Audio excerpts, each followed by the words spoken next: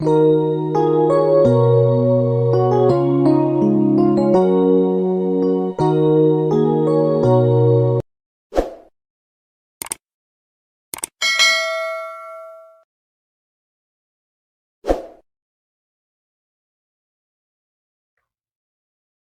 साथियों, मेरे YouTube channel RSJ Excel zone में आपका स्वागत है। साथियों, आज हम कक्षा 10 का अध्याय 11 विद्युत चैप्टर का 5वां वीडियो देखने जा रहे हैं।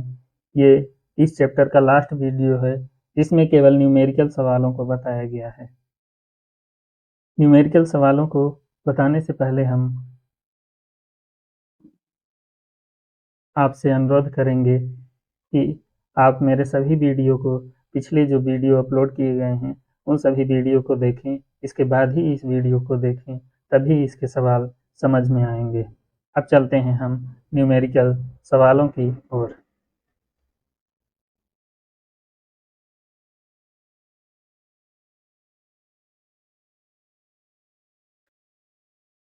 पहला है कुल प्रतिरोध के गणना से संबंधित आंकिक प्रश्न।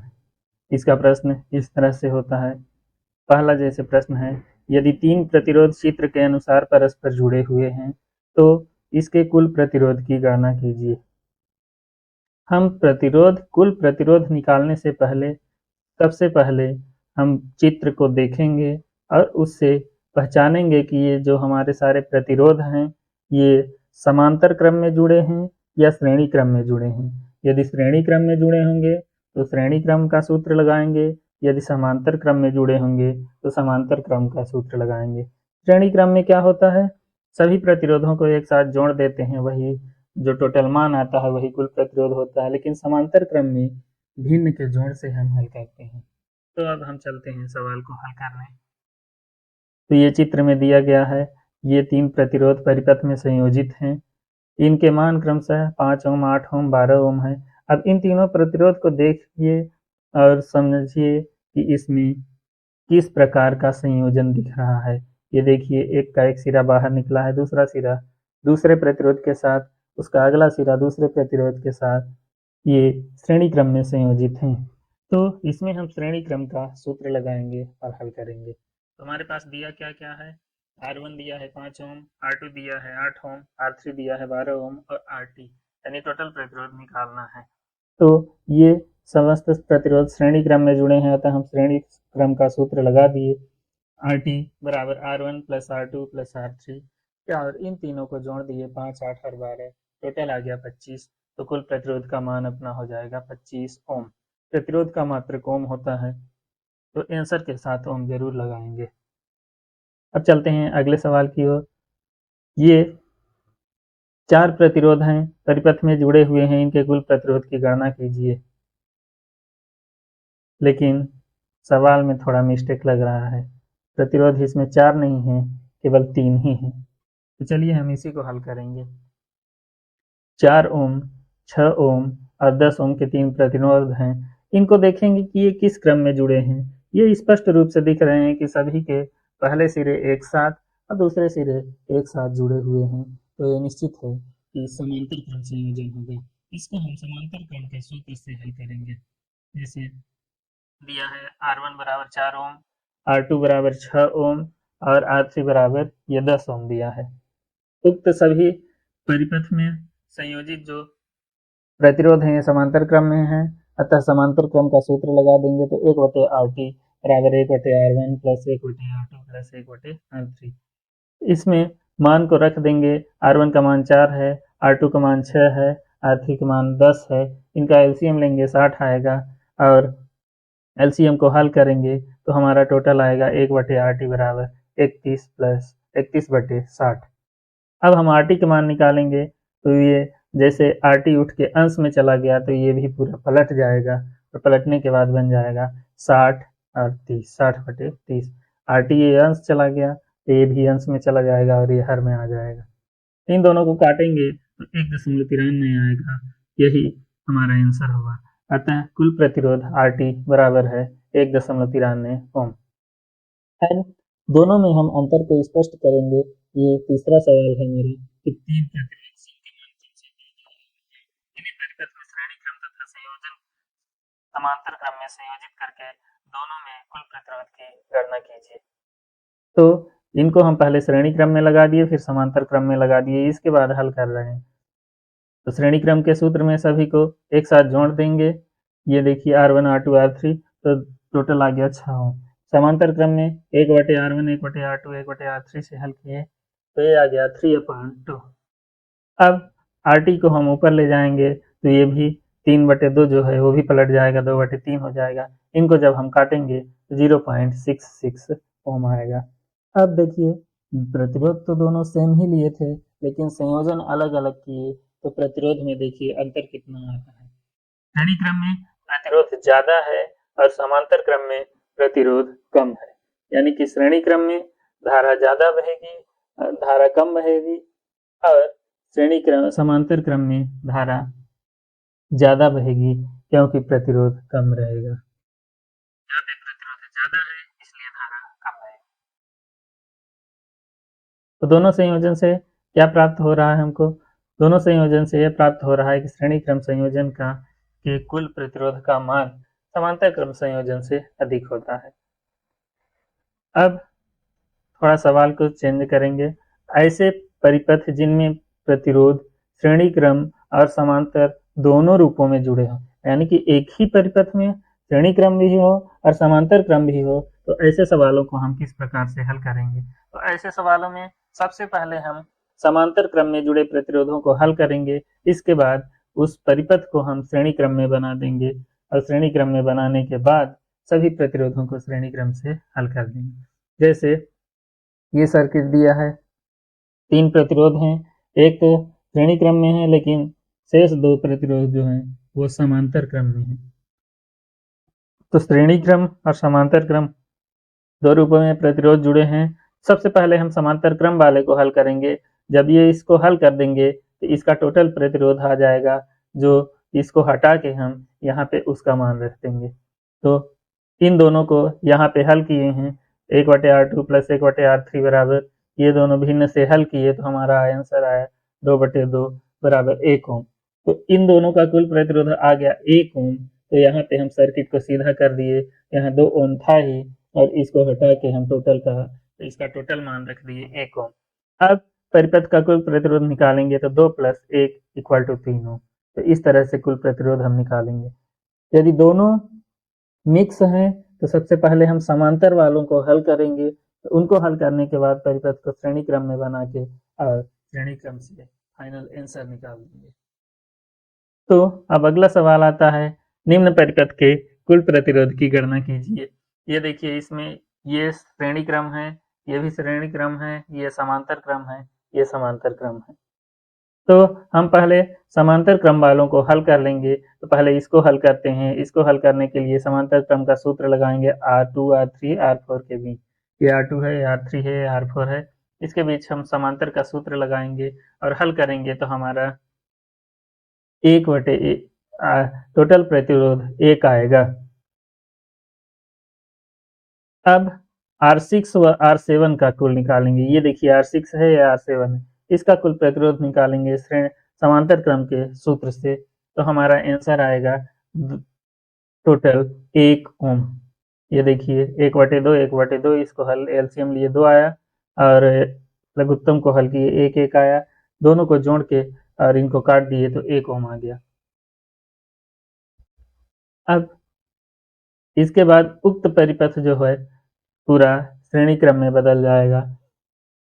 ये देखिए यहाँ पे जो था 5 ओम है ही, यहाँ का मान 1 ओम आ गया, ये 4 ओम था ही और यहाँ का भी मान 1 ओम आ गया।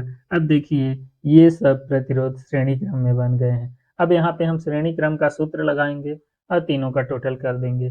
तो परिपथ का कुल प्रतिरोध क्या हो जाएगा? R1 R2 R3 R4, यहाँ से R1 R2 R3 R4, ये सब का टोटल जब हम करेंगे 5 + 1 + 4 + 1 बराबर हो जाएगा 11 ओम। तो इस तरह से मिक्स परिपथ का हम हल करेंगे। अब ये आपके लिए अभ्यास है तो कुछ प्रश्न दे दिए हैं, आप स्वयं इसको करने का प्रयास करिएगा। ये देखिए तीनों प्रतिरोध श्रेणी क्रम में जुड़े हैं, इसमें 2 समांतर हैं, एक श्रेणी क्रम, तो पहले इसको हल कर लेंगे, फिर परिपथ को हम बना लेंगे श्रेणी क्रम में, फिर हल कर देंगे श्रेणी क्रम के सूत्र से।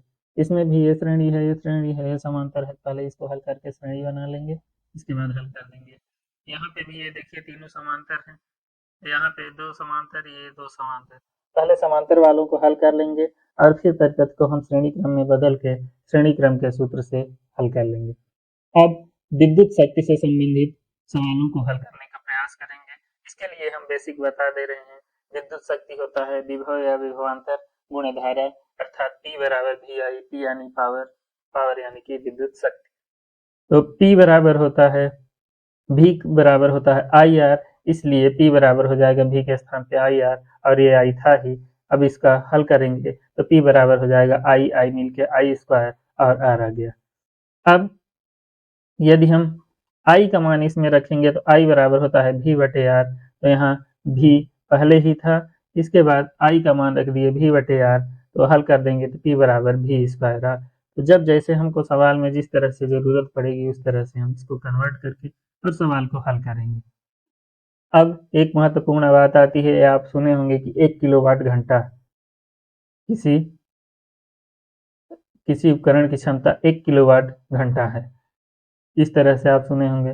1 किलोवाट घंटा बराबर क्या होता है, 1 किलोवाट को हम बदलेंगे वाट में तो 1000 वाट होगा, और आवर को हम बदलेंगे सेकंड में तो 3600 सेकंड होगा। तो इसको जब हम कन्वर्ट करेंगे, 1 किलोवाट को 60 में बदलेंगे, 1 किलोवाट आवर को हम 60 में बदलेंगे तो बराबर हो जाएगा 3600 का 3.6, और इसका 10 ले लेंगे। 10 लेने के बाद 10 के घात कितने क्या कहते हैं 6,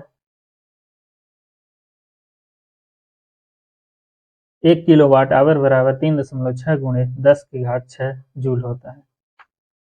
अब 1 किलोवाट जो होता है वो 1 यूनिट के बराबर होता है, यानी कि हम मीटर में बोलते हैं कि अभी 1 यूनिट खत्म हुआ है बिजली, उसी को हम बोलते हैं। जब 1 किलोवाट आवर हो जाता है तो उसको 1 यूनिट बोला जाता है। 1 किलोवाट आवर ऊर्जा खर्च हो जाती है हमारे घर में, तो 1 यूनिट उसे बोला जाता है। इससे संबंधित सवाल हम हल करेंगे। कोई विद्युत बल्ब 220 वोल्ट के जनित्र से संयोजित है। जनित्र का मतलब होता है जनरेटर, यानी कि कोई विद्युत बल्ब है जो 220 वोल्ट जनरेटर 220 वोल्ट के जनरेटर से संयुक्त है। यदि बल्ब से 0.50 एम्पियर की विद्युत धारा प्रवाहित हो रही है तो बल्ब की शक्ति क्या है। यहाँ पे हमारा V बराबर दिया है 220 वोल्ट, I बराबर दिया है 0.50 एम्पियर, P बराबर पूछा जा रहा है। हम P का सूत्र जानते हैं, P बराबर होता है वी आई, P बराबर वी आई बराबर V का मान 220 वोल्ट, I का मान 0.50 एम्पियर, दोनों का गुणा कर देंगे तो 110 जूल प्रति सेकेंड या 110 वाट। अतः बल्ब की शक्ति क्या होगी 110 वाट, यही मेरा आंसर होगा। अब लोड के आधार पर घरों में खपत होने वाले बिजली का यूनिट में मान ज्ञात करना।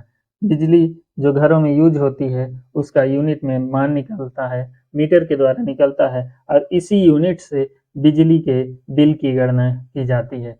तो हम बिजली के बिल की गणना हम स्वयं कर सकते हैं। इसके लिए सूत्र होता है WTD अपान 1000, यानी कि शक्ति, W क्या है वाट, वाट यानी कि शक्ति, घंटा, फिर दिन बटे 1000। अब इसका उदाहरण देखेंगे। 400 वाट का कोई विद्युत रेफ्रिजरेटर, यानी कि 400 वाट का कोई फ्रिज है जो 8 घंटे पर डे चलाया जाता है। यदि 3 रुपए प्रति किलोवाट की दर से 30 दिन तक इसे चलाया जाए तो इसके लिए ऊर्जा का मूल्य क्या होगा। तो 30 दिन में रेफ्रिजरेटर द्वारा उपयोग की गई ऊर्जा को हम सबसे पहले निकालेंगे। तो 400 वाट खर्च हो रहा है और 8 घंटे तक डेली चल रहा है, 30 दिन तक कंटिन्यू चलता है, तो ये तीनों मान रख दिए। इसके बाद 1000 का हम भाग दे दिए तो हमारा आ गया जीरो, 2 जीरो से ये 2 जीरो कट जाएंगे, 1 शून्य से 1 शून्य कट जाएगा, हमारा आएगा 96 किलोवाट आवर या यूनिट, यानी कि 96 यूनिट हमारी बिजली खर्च होगी इस एक फ्रिज के डेली 8 घंटे चलने से और 30 दिन तक चलने में 30 दिन में यह 96 यूनिट बिजली का उपयोग करेगा। तो 1 यूनिट बिजली का मूल्य हमको दिया है 3 रुपए। तो 30 दिन तक जब ये रेफ्रिजरेटर चलेगा तो 96 यूनिट जाएगा और 3 रुपए के दर से, तो 96 गुणे 3 बराबर 288 रुपए इसका 1 महीने का बिल बनेगा। इस तरह से हम किस घर में लगे किसी भी उपकरण का ऊर्जा जो कितने यूनिट वो बिजली लेता है इसकी गणना कर सकते हैं। तो उम्मीद है अभी शायद और नीचे सवाल है। हाँ, अब एक ठो मिक्स परिपथ हल करने का प्रयास करेंगे। नीचे दिए गए परिपथ में R1 10 ओम, R2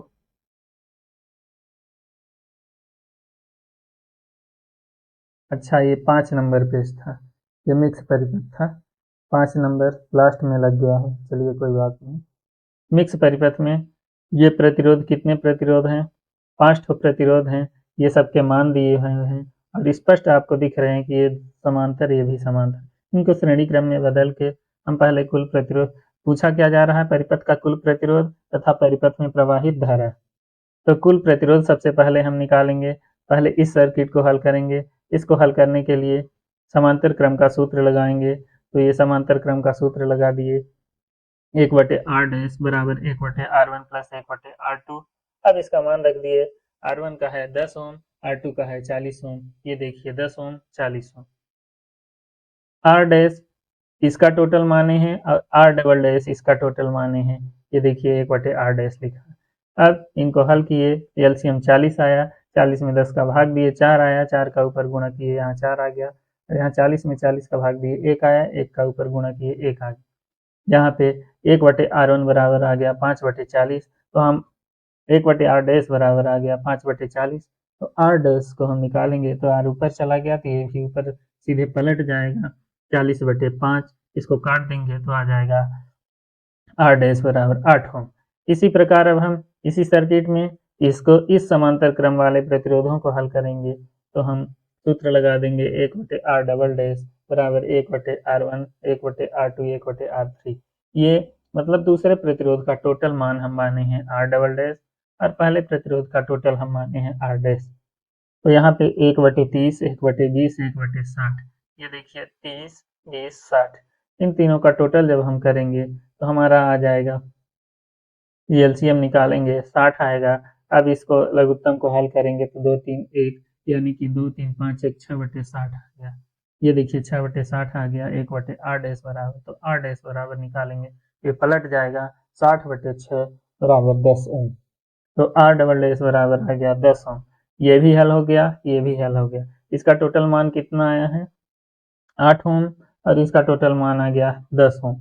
अब ये दोनों परिपथ कन्वर्ट हो गए श्रेणी क्रम में, ये देखिए 8 ओम, ये हो गया 10 ओम। अब श्रेणी क्रम का सूत्र हम लगा देंगे, तो प्रतिरोधों को श्रेणी क्रम में परिवर्तित हो चुका है, अतः कुल प्रतिरोध RT बराबर हो जाएगा R dash plus R double dash बराबर 8 प्लस 10 इक्वल टू 18। RT बराबर हो जाएगा 18 ओम। ये हमारा पहला आंसर निकल के आ गया। अब परिपथ में प्रवाहित कुल धारा, तो हमारे पास भी दिया है 12 ओम, RT हम ये निकाल चुके हैं 18 ओम। विद्युत धारा को हमको निकालना है, तो ओम के नियम से विद्युत धारा बराबर होता है विभव अपान प्रतिरोध। तो विभव अपना है 12 वोल्ट और प्रतिरोध अपना है 18, तो 12 में हम 18 का भाग देंगे तो 0.67 आएगा, और वो मान होगा एम्पियर में, क्योंकि धारा का मात्रक एम्पियर होता है। तो I बराबर 0.67 एम्पियर, यही मेरा आंसर होगा। और यहीं पे आंकिक प्रश्न समाप्त होते हैं। इस तरह से आज से विद्युत का चैप्टर पूरी तरह से समाप्त हो चुका है। अब हम अगले दिन नेक्स्ट चैप्टर को लेकर आएंगे। धन्यवाद। और जाते जाते आपसे अनुरोध है, वीडियो में यदि नए हैं तो चैनल को सब्सक्राइब कर लीजिए, वीडियो को वॉच करिए, देखिए, यदि वीडियो पसंद आए तो दोस्तों के बीच शेयर करिए और उन्हें भी सब्सक्राइब करवाइए। धन्यवाद।